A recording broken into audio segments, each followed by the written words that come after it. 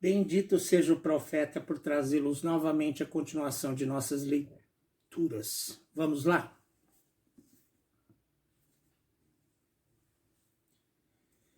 Trezentésima, 84ª noite. Dinazarda, como sempre, chamou sua irmã Sherazade para que continuasse a história da noite anterior, e assim ela o fez. O califa, bem informado da má-fé do mercador, deixou aos ministros da justiça para o mandarem enforcar, o que foi executado, depois de ter declarado onde esconder as 1000 moedas de ouro que foram restituídas a Licogia.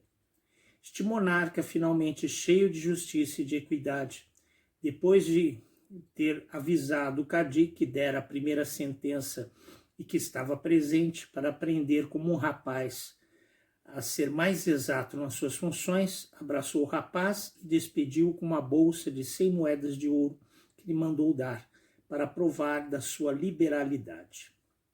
História do cavalo encantado. Continuando Sherazade a contar ao sultão das Índias as suas histórias tão agradáveis e das quais ele gostava tanto, entreteve-o com a do cavalo encantado. Senhor, disse ela, como vossa majestade não ignora, o Nevruz, isto é, o dia do novo, que é o primeiro do ano e da primavera, assim chamado por excelência, é uma festa tão solene e tão antiga em toda a extensão da Pérsia, desde os primeiros tempos da idolatria, que a religião do nosso profeta, pura como é, e que temos pela verdadeira, introduziu-se nela, mas não pôde até os nossos dias conseguir aboli-la, ainda que se possa dizer que é toda pagã e que as cerimônias que nela se observam são supersticiosas. Sem falar das grandes cidades, não há cidade pequena, nem vila, nem aldeia, nem lugarejo onde não se celebre com regozijos extraordinários. Porém, os regozijos que se fazem na corte excedem tanto os outros pela variedade dos espetáculos pasmosos e novos que os estrangeiros, engodados pelas recompensas e pela liberalidade dos reis para com os que se notabilizam nas suas invenções e na sua indústria, acorrem a ela, de modo que não se vê coisa alguma nas outras partes do mundo que se possa comparar a esta magnificência. Uma destas festas, depois de terem os mais habilidosos e os mais engenhosos do país com os estrangeiros que concorreram a Shiraz, onde estava então a corte, dada ao rei e a toda a sua comitiva o divertimento de todos os seus espetáculos, e depois do rei lhes ter feito as suas dádivas, a cada um conforme o seu merecimento, e o que mostraram de mais extraordinário, de mais maravilhoso, e que mais agradasse, distribuídas com tal igualdade que nem havia um sequer que não se julgasse dignamente recompensado.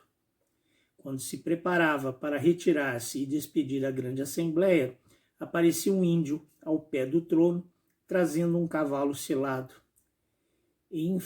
enfreado e ricamente ajaezado, representado como tal arte que ao vê-lo tê-lo-iam tomado logo por um verdadeiro cavalo. Prostou-se o índio perante o trono, e depois de levantado, mostrando o cavalo ao rei, Senhor, disse ele, ainda que seja o último que me apresente perante vossa majestade para concorrer com os outros, posso assegurar-lhe, todavia, que neste dia de festa não viu coisa tão maravilhosa, nem tão estupenda como o cavalo sobre o qual lhe rogo que lance os olhos. Não vejo nesse cavalo, disse-lhe o rei, outra coisa senão a arte e a indústria do artífice em dar-lhe a semelhança que lhe foi possível com o natural. Mas outro qualquer artífice poderia fazer outro semelhante e o excederia em perfeição.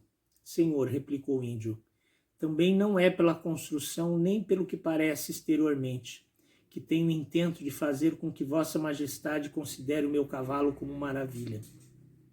É pelo uso que dele sei fazer e que qualquer homem como eu pode fazer desde que lhe comunique o meu segredo. Quando monto este cavalo a qualquer lugar da terra, por mais distante que possa ser, que queira transportar-me pela região do ar, posso executá-lo em muito pouco tempo. Em poucas palavras, Senhor, eis aqui a maravilha do meu cavalo, maravilha de que ninguém jamais ouviu falar e cuja experiência me ofereço a mostrar a vossa majestade, se assim o quiser. O rei da Pérsia, que admirava todas as maravilhas, e que depois de tantas coisas desta natureza que vira e que procurara e desejava ver, não tinha visto nem ouvira dizer que jamais alguém visse coisa semelhante. Disse ao índio que não havia senão a experiência que acabava de propor-lhe, que pudesse convencê-lo da proeminência do seu cavalo e que estava pronto para assistir a ela. Meteu logo o índio o pé no estribo, lançou-se sobre o cavalo com grande ligeireza e, pondo o pé no outro estribo e segurando-o bem na sela, perguntou ao rei da Pérsia onde queria mandá-lo. A 3 léguas de Shiraz havia uma alta montanha que se descobrira toda da grande praça onde estava o rei da Pérsia diante do seu palácio, cheia de todo o povo que concorrera. Vês tu aquela montanha? Disse o rei, mostrando ao índio. Lá desejo que vás. A distância não é longa, mas basta para fazer julgar da diligência que fizeres por lá.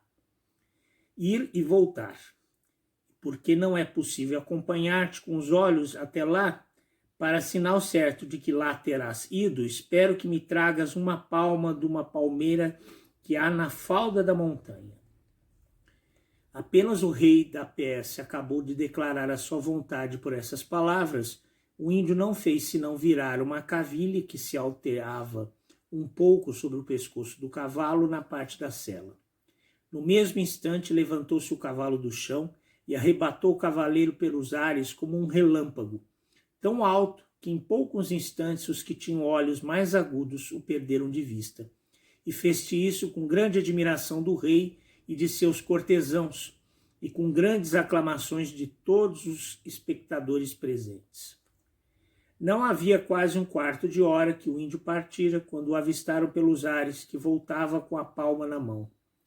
Viram-no, finalmente, acima da praça, onde deu várias voltas com aclamações de alegria do povo que o aplaudia, até que veio pousar perante o trono do rei, no mesmo lugar de onde partira, sem sacudidura do cavalo que pudesse incomodá-lo. Apeou-se, prostrou-se e pôs a palma aos pés do rei.